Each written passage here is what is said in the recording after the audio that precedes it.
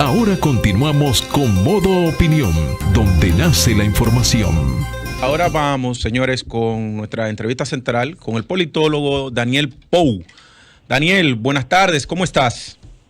Muy buenas tardes, muy bien, gracias. Muy agradecido de que me hayan dispensado la posibilidad de comunicarme con su público por este espacio.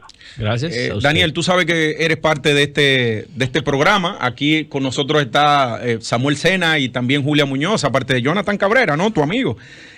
Daniel, bueno, la llamada es para que nos comente cuál es tu impresión del primer año de gobierno del presidente Luis Abinader. Sí, bueno, este es un primer año de un gobierno que asumió la primera magistratura del país y otros poderes públicos en medio de una pandemia, la más grave pandemia que hemos tenido en más de 100 años.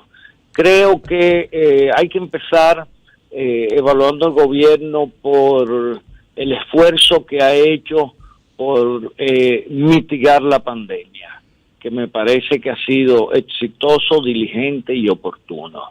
Primero porque logramos insertarnos en el mundo de la vacunología del COVID-19 con bastante éxito.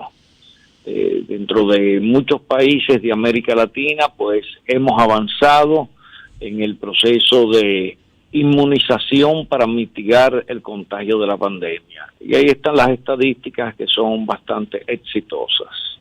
Y creo que iremos progresando en la medida en que, sobre todo, el pueblo tome conciencia de la necesidad de acudir a los centros de vacunación e inocularse para prevenir el contagio.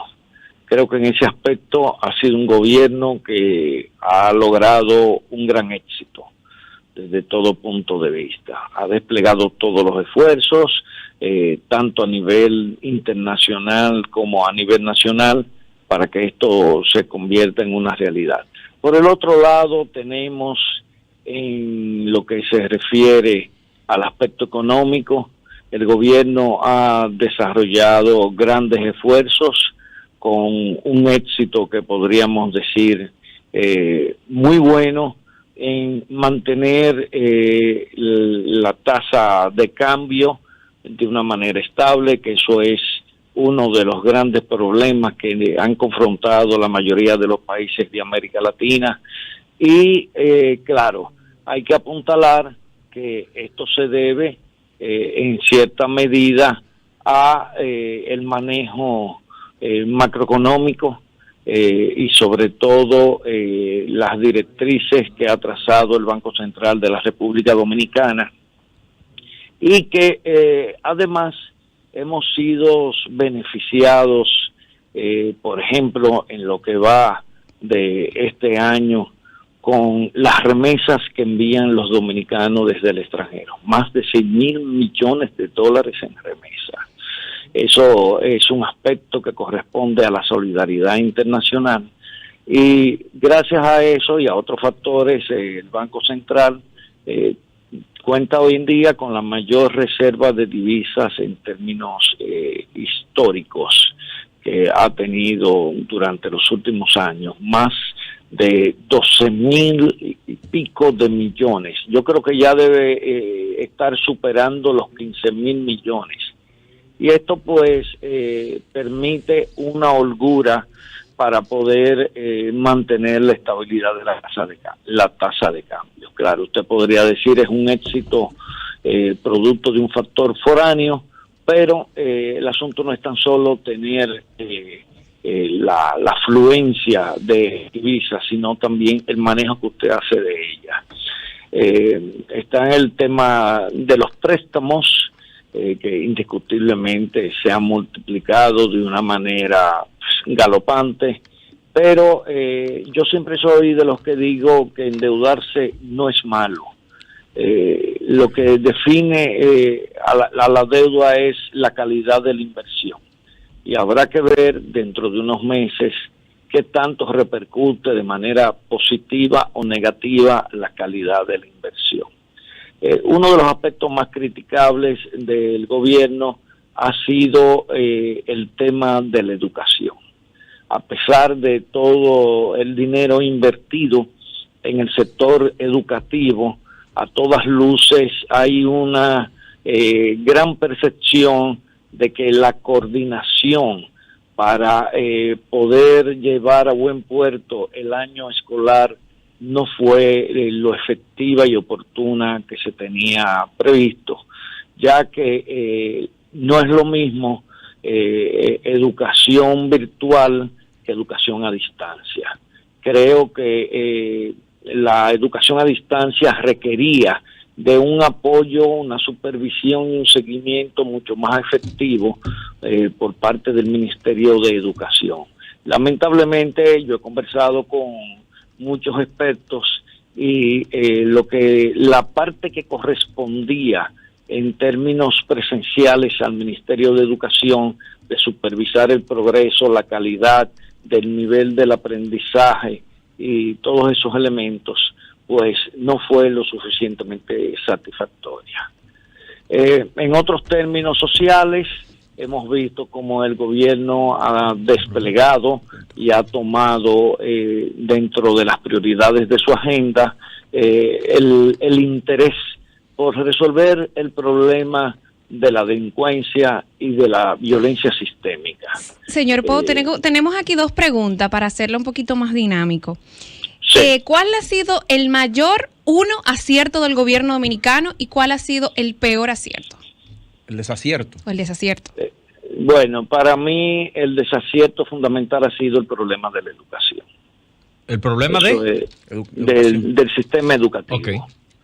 Sí, fue lo menos satisfactorio y la relación costo-beneficio que se realizó no tuvo el éxito esperado por temas que señalé hace unos instantes, okay, ¿verdad? El mayor acierto del gobierno de Luis Abinader ha sido la manera en que se ha asumido la pandemia del COVID-19. Okay. Y el manejo macroeconómico. Una pregunta. ¿Entiende usted que deben haber cambios en el tren gubernamental? Hay algunos funcionarios como que sus aportes son muy inconsistentes, muy esporádicos y como que no tienen la robustez para manejar. ¿Cuáles son esos? Detállelo. Ciertas dependencias. ¿Pueden mencionarlos? No quisiera mencionarlo porque no quiero herir susceptibilidades. No, porque aquí no estamos haciendo nada personal. Eso son un análisis que se está haciendo del primer año de gestión. Entonces es importante saber cuáles son esas personas. Yo me imagino que el presidente lo sabe. Por ejemplo, yo que tengo una encuestadora. Pero espérate, yo quiero escuchar. Si él no quiere mencionarlo, Julia, tranquilo. Sí, porque bueno, pero esto es un análisis. No, pero Julia, eso es un derecho que tiene cualquiera. Sí, no, porque además eso tú tienes que entender. Mira, que a mí no me gusta hacer alusiones personales. Exacto. Bueno, pero podemos hacer alusión a la institución. Ya yo señalé, el problema de la educación es un problema que requiere una visión diferente, definitivamente. Usted no puede venir con los métodos viejos a tratar de enfrentar una realidad nueva. Si usted, hay un tema y es que va a haber que ser más creativo para recuperar el proceso de educación. Además, yo creo que es una oportunidad importante para replantearse una reestructuración en términos de transformación del sistema educativo. Doctor Pou. Y eso, sí. Perdón, en un tema que usted tiene mucha experiencia, ¿cómo usted valora el proyecto del Ministerio de Interior y Policía del piloto de la entrega de armas? Bueno, el plan de desarme. Sí, mira, yo lo considero positivo, porque primero, este piloto está rompiendo unos paradigmas culturales de elementos que la gente consideraba que era imposible que se pudieran motorizar desde el Estado. Por ejemplo, en lo que es un tema de seguridad pública, el hecho del registro de las motocicletas ha sido exitoso.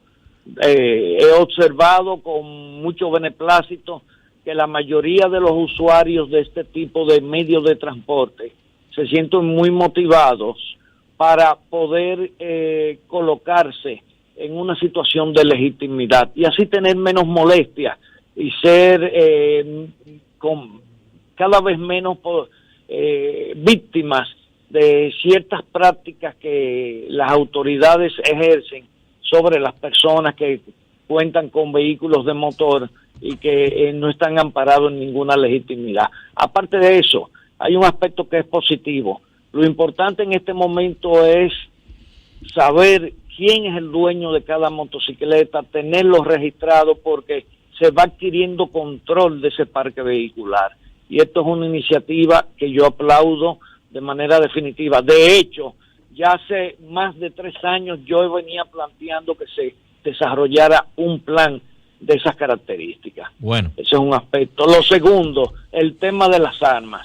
Yo participé hace 10 años en un proceso de evaluación y logramos proyectar que en República Dominicana había más de 600,000 armas ilegales en las calles. Wow. Y hay mucha gente que quiere entregarlas, pero tienen temor de irse a presentar a un ministerio a entregar un arma de fuego que a lo mejor le heredaron, que a lo mejor les vino por la propia actividad política, y muchas de ellas incluso armas que tienen un valor en el mercado del delito, y ya la gente le está empezando a entregar, porque se quiere quitar de ese elemento que gravita sobre ellos y que crea una mortificación. O sea, y se ha actuado de manera correcta y el proceso ha sido llevado de una manera muy certera. Y el piloto, en términos generales, ha incluido un ingrediente que aquí nadie había incluido en ningún plan de seguridad, y es darle participación a la ciudadanía. Y la ciudadanía se ha ido empoderando, la ciudadanía ya tiene criterios formados de cuál es su rol, sobre todo en lo que se corresponde con la prevención. Bien. Desde ese punto de vista, el plan como elemento puntual, ¿verdad?, así a grosso modo, ha sido exitoso. Bien, Daniel, darte las gracias por sacar de tu tiempo hoy domingo, ¿no? Y llevar esta información valiosísima al pueblo dominicano, bien ilustrativa, sobre todo con el tema del plan de seguridad ciudadana. Nadie mejor que tú podía dar información tan valiosa, importante y tan clara. Un detalle antes de finalizar. Sí. Yo estuve en el Ministerio de Interior y Policía y el plan los programas se están evaluando toda la semana con resultados positivos o negativos, pero se está evaluando. Y es así como se aprende a diseñar una política pública de seguridad. Bien, pues muchísimas gracias, señor Daniel. Un abrazo y feliz almuerzo,